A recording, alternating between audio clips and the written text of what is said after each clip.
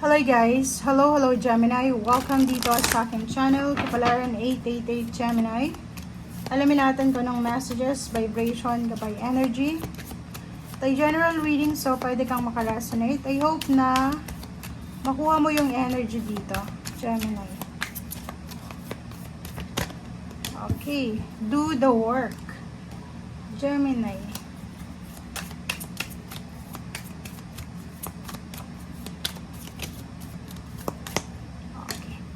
Soaring into joy. Okay.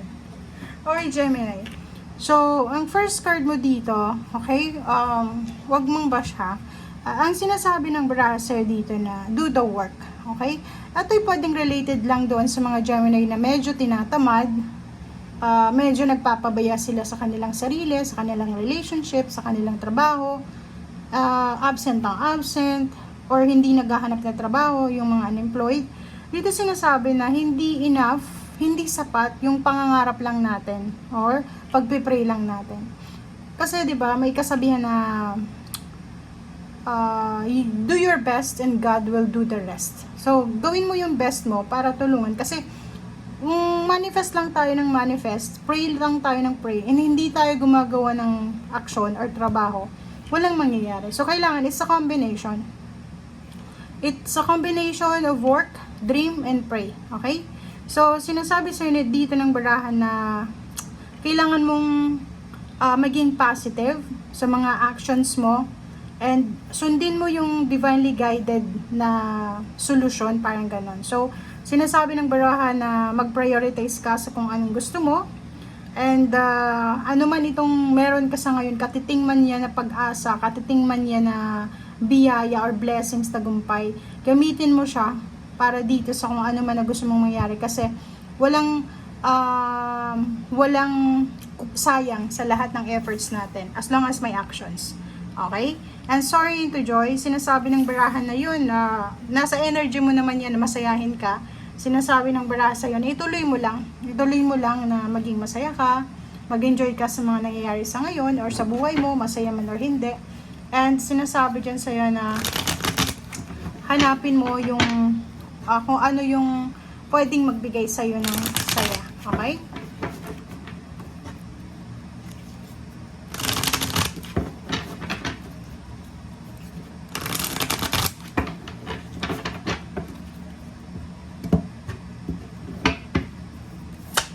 Okay, so meron ang Eight of Swords. Oh, and the Star. So, nakita ko sa'yo dito, yun, may mga Gemini na parang feeling nila, ano lang to minsan yung parang tayo lang nagre-restrict ng sarili natin. Sinasabi ng barahan na umalis ka dyan sa sitwasyon na yan, alisin mo yung restrictions. Kung ikaw lang mismo yung naglalagay ng sarili mo dyan sa restrictions na yan, alisin mo yan kasi sayang ng oras, sayang ng panahon, sayang ng youth mo, sayang ng katawan mo, okay? So, Star card, sinasabi na kailangan mong magkaroon ng hope. And, yun, yung dream mo na yan, na gustong matutupad mo yan. Basta, ano lang, i-combine mo yung prayer, hard work, and then yung dream mo. Okay?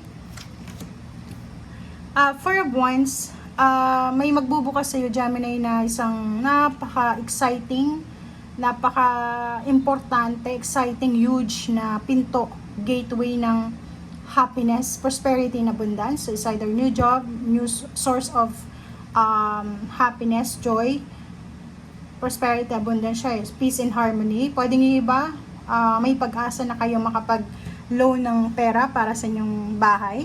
May iba na pwedeng makalipat na ng bahay, yung iba is pwedeng mabenta na yung bahay nila kung nagbibenta sila ng bahay. And Eight of Cups, level up to ng emotion. So, pwedeng yung iba, may kakasal. Yung iba naman, nag-iipon ng pera. Yung iba may mga salary increase, promotion, or anything na level up to. Okay?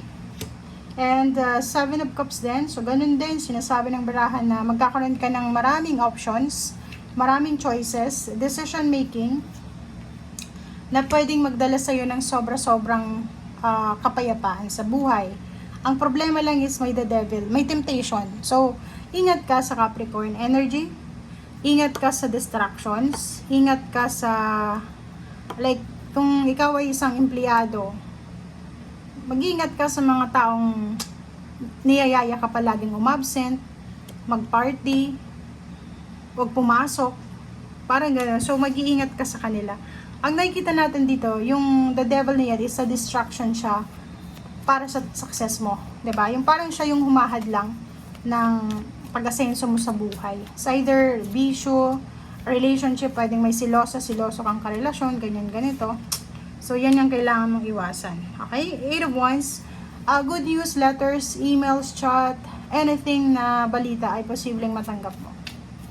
Okay? And 5 of Wands, sinasabi ng 5 of Wands sa'yo dito na mag-iingat ka din. Ito yung pinaka nakakaloka dito sa message mo. Kasi itong 3 cards na to, sinasabi na maraming balita kang matatanggap. It's either good or bad, still balita pa rin yan. Chismis or anything, balita pa rin. Ang problema lang dito, Gemini, ingat ka sa mga nagde-deliver ng balita.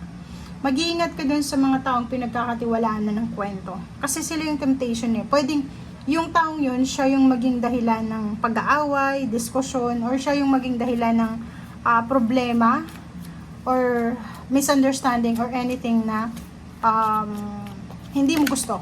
Okay? So, Page of Swords, ingat ka sa mga chismis.